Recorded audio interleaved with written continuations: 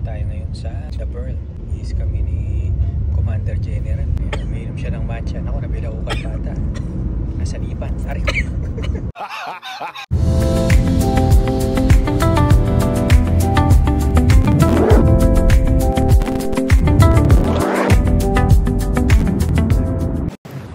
Ayun, hello guys. Nandito na kami sa Canat Cartier. Hindi ko alam kung paano bibigkasin to.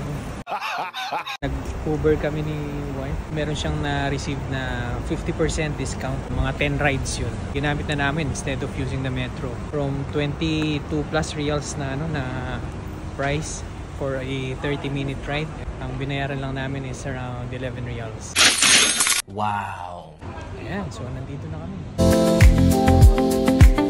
Actually guys, ngayon lang kaming nakakalabas-labas kasi nga yung work days namin is 6 days a week. And yung day off namin is like every Friday only, and it's like a day for washing clothes, for cleaning the house, preparation ng mga food namin for the coming work week. So madalang lang talaga kaming lumalabas.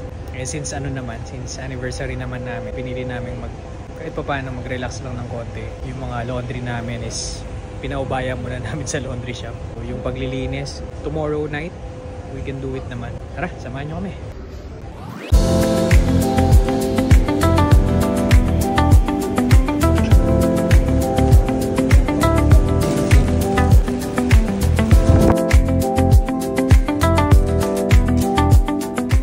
Kumain muna kami dito sa Spar.